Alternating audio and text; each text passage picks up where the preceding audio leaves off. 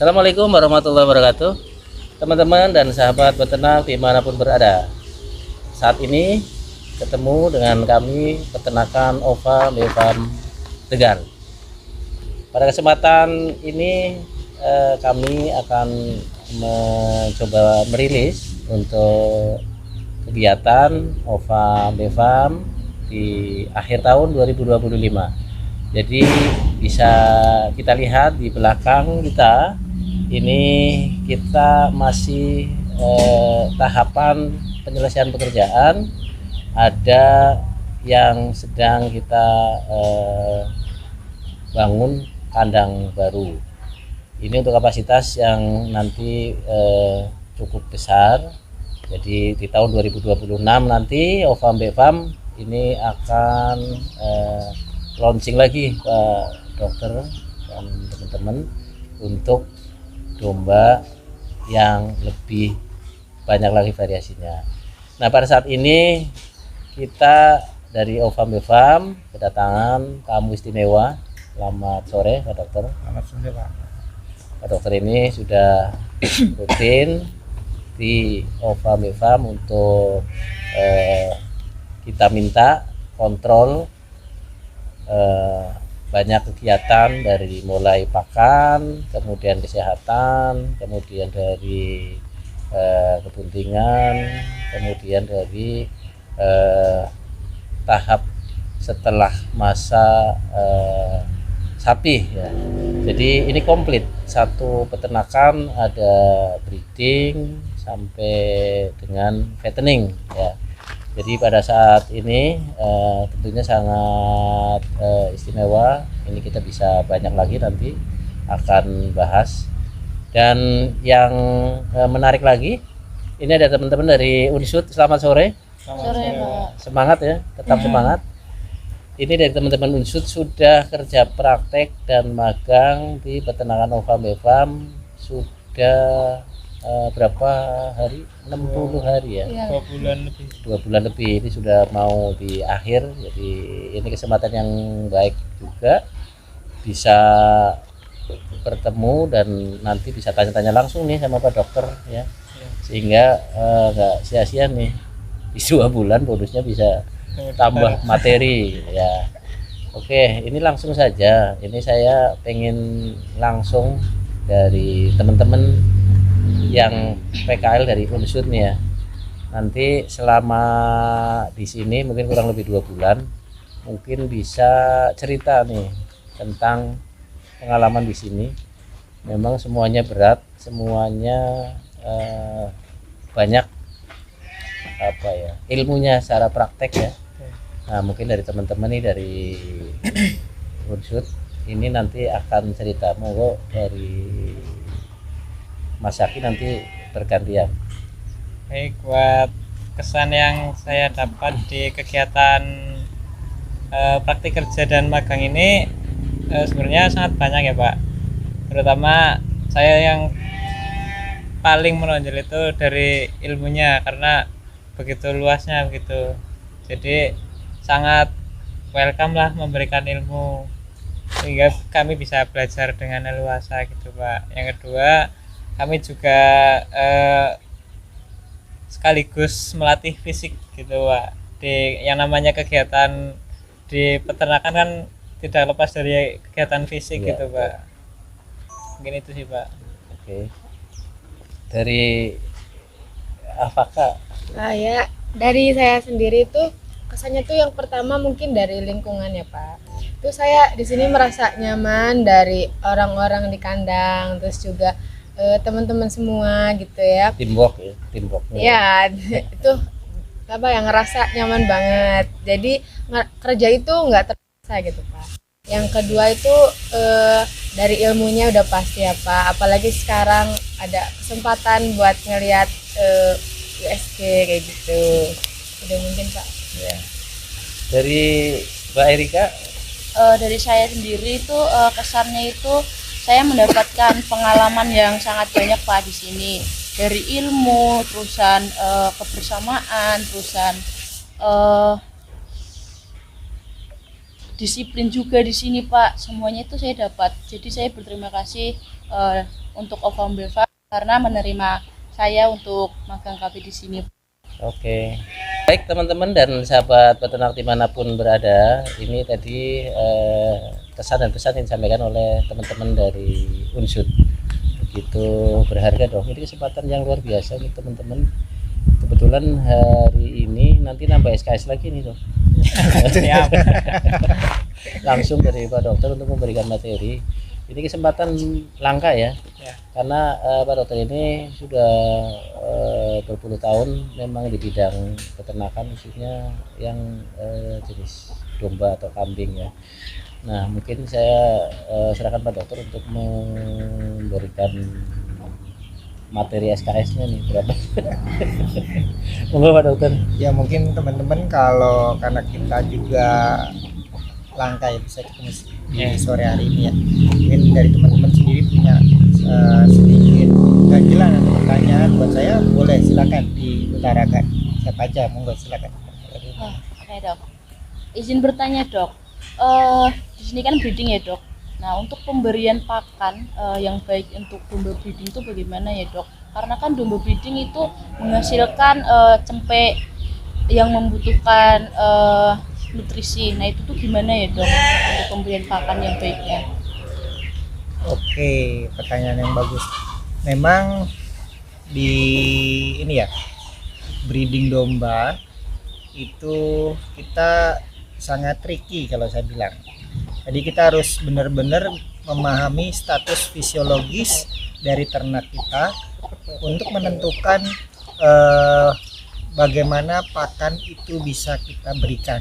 Contoh, status fisiologis mereka kan ada mulai dari ini ya, kawin.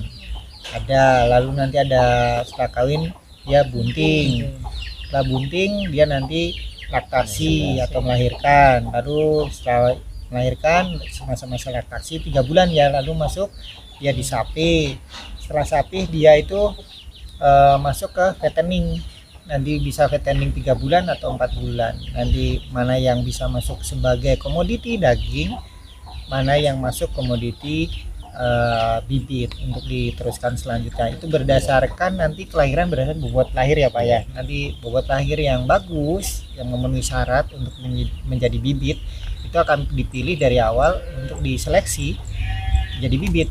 Tapi yang kurang dari itu akan diturunkan untuk jadi produksi daging kita.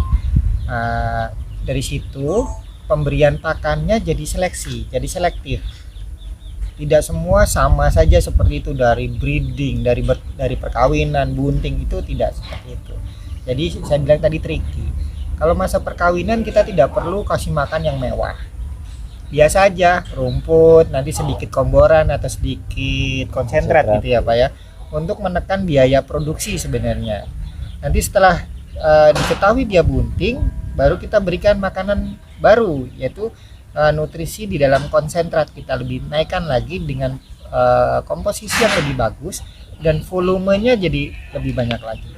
Begitu pula nanti di masa laktasi. Nah, karena dia butuh apa? Dia butuh pertumbuhan. Dari cempe itu kan butuhnya air susu ya. Dari makanan yang kita berikan itu harus memastikan komposisinya akan menghasilkan air susu yang cukup untuk kebutuhan hidup dari cempe-cempe tadi. Nanti begitu sapi kita masuk ke bahan pakan untuk fattening ya Pak ya. Fattening, jadi nanti beda lagi. Dengan komposisi konsentratnya lebih banyak, sekitar 60% dibanding seratnya. Jadi harapannya apa? Harapannya pertumbuhan pasca sapi untuk proses fattening menjadi lebih maksimal pertumbuhannya. Jadi kalau kita breeding seperti itu, sebenarnya untuk pakan yang diberikan memang harus selektif berdasarkan status fisiologis dari ternak-ternak itu. Itu jawaban saya. Mungkin ada yang lain? Iya, ini juga saya mau nanya Dok. Jadi kan tadi nyambung pertanyaan dari yang sebelumnya, kan di sini breeding ya Dok. Ya. Nah di sini juga breedingnya tuh nggak yang cuma 20-30 tapi ratusan. Nah, bagaimana sih cara mengetahui kebuntingan? Jadi ternak itu tuh bunting apa enggaknya menggunakan palpasi apa dengan teknologi lain? Gitu. Oke, pertanyaan yang bagus ya. Di konteks peternakan seperti Farm ini harus memastikan perjalanan dari usahanya itu harus berjalan dengan sistematis dan tepat. Jadi apabila dia dikawinkan, dia harus memastikan dia bunting, karena dengan begitu kita dapat mengalokasikan biaya pakan yang akan muncul. Kalau misalnya nggak bunting-bunting kan nanti akan molor terus, biayanya akan semakin besar. Oleh sebab itu di Farm ini kita menggunakan teknologi ultrasonografi atau USG untuk memastikan ternak-ternak kita itu bunting atau belum. Biasanya pelaksanaan pemeriksaan kebuntingan dengan USG itu dilakukan 2 bulan pasca koloni pertama. Jadi dari awal sampai nanti mau USG itu 2 bulan, karena diberi kesempatan 2 kali dia birahi untuk dikasih kesempatan dia kawin sehingga kita bisa memastikan dia bunting atau tidak. Kalau di Farm kita menggunakan ultrasonografi, jadi kita tidak kayak nerawang orang Jawa gitu, nerawang apa terus dipegang-pegang gitu, enggak gitu juga, karena kita butuh nilai kepastian sehingga perjalanan dari usaha ini dapat berjalan dengan baik, dengan benar, sehingga dia bisa menghasilkan keuntungan yang memang diharapkan, seperti itu. Enggak, Mungkin ini selanjutnya ya Pak. Mungkin tadi sudah dijelaskan dan juga sedikit disinggung oleh pertanyaan Mbak Erika terkait dengan kebutuhan nutrisi. Kemudian saya akan masuk nanya tentang ini Dok.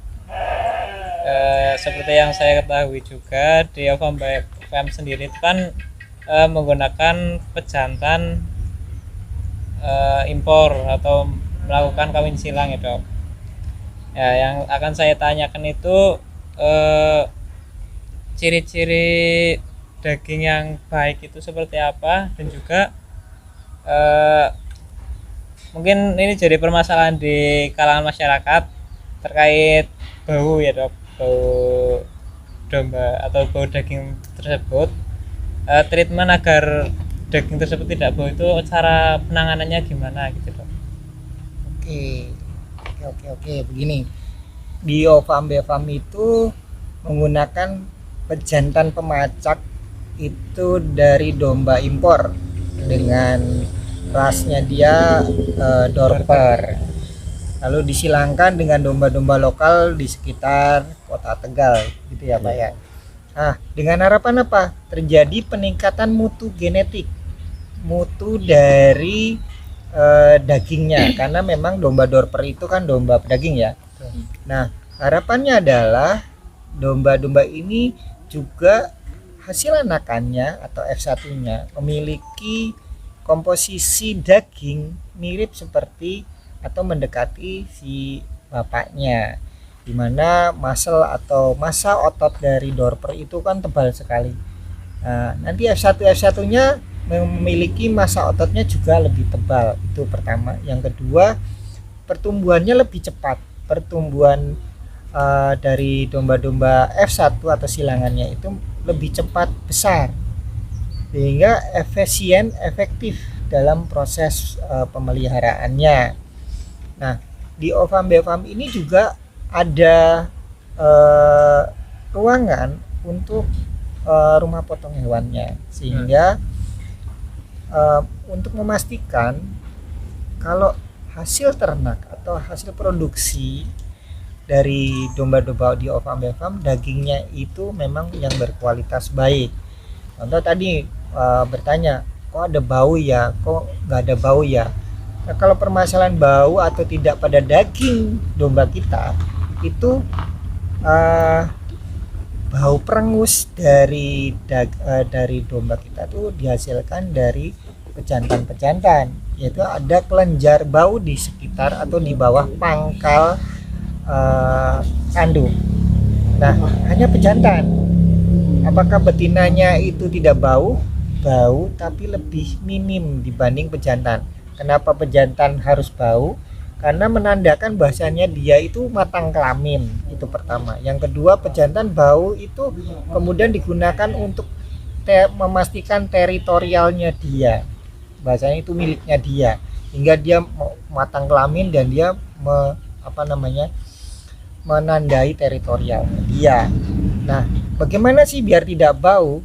Kalau misalnya dengan adanya rumah potong hewan ini, teman-teman jagal yang ada di Opam Befam ini, dia memastikan bahwasannya bau yang ada di sekitar pangkal tanduk tadi tidak menyebar ke daging, dengan tata laksana yang SOP yang memang sudah pakem di Opam Befam, sehingga bisa dipastikan bau-bau tadi itu tidak muncul di dalam daging yang merupakan produksi dari Opam Befam. Jadi itu glandula atau kantong bau yang ada di pangkal itu diusahakan tidak sampai tersentuh. Nanti teman-teman jagal disentuh lebih lihai, lebih pandai bagaimana mereka mengolah, sehingga kalau diolah kepala itu ada di bawah. Jadi yang dikerjakan tuh bagian dari pantat itu, kaki digantung kaki belakang, sehingga kepala di bawah itu tujuannya dikerjakan paling belakang. Dan pisau-pisaunya juga itu berbeda antara pisau untuk menyembelih dengan pisau untuk bahasa betet ya Pak, netel. Untuk mengelupas kulit-kulitnya itu juga pisaunya berbeda, dengan harapan bau yang tadi dipakai di sekitar leher dan pangkal tanduk tadi tidak sampai menyebar ke bagian daging atau bagian tubuh yang lain, sehingga bisa dipastikan produksi dari Opam Befam dagingnya itu tidak berbau perengus, gitu ya Mas ya. Oke. Terima kasih Pak. Baik teman-teman dan sahabat peternak dimanapun berada, ini tadi materi ya, ini cukup menarik dan padat ya, isinya luar biasa ini. Mungkin tambahan SKS lagi. Ya. Nah, hasil dari teman-teman dari Unsud selama di sini, kemudian nanti mudah-mudahan sukses semua ya, nanti bisa bekerja di mana yang sesuai diharapkan. Pasti nanti akan ada informasi yang saling kita butuhkan. Kalau bidangnya sama dimanapun, baik di luar Jawa atau di masih mungkin apalagi dalam satu wilayah ya, pasti informasi ini akan terus gitu. Karena tadi ini cukup padat banget, tadi yang dijelaskan Pak Dokter luar biasa, semua ada pangsanya gitu, dari pembibitan ini luar biasa juga. Pasti tidak lepas nanti ada komunikasi, informasi, dan juga pasti ada biaya gitu. Kemudian pakan tadi cukup banyak lagi kan. Kemudian produk akhirnya yang pedaging ini juga pasti akan luar biasa, harga pembanding dan seterusnya. Jadi kesempatan ini saya berterima kasih sudah selama di Opam Befam. Tentunya barangkali ada kurangan, kami mewakili dari pemilik Opam Befam mohon maaf.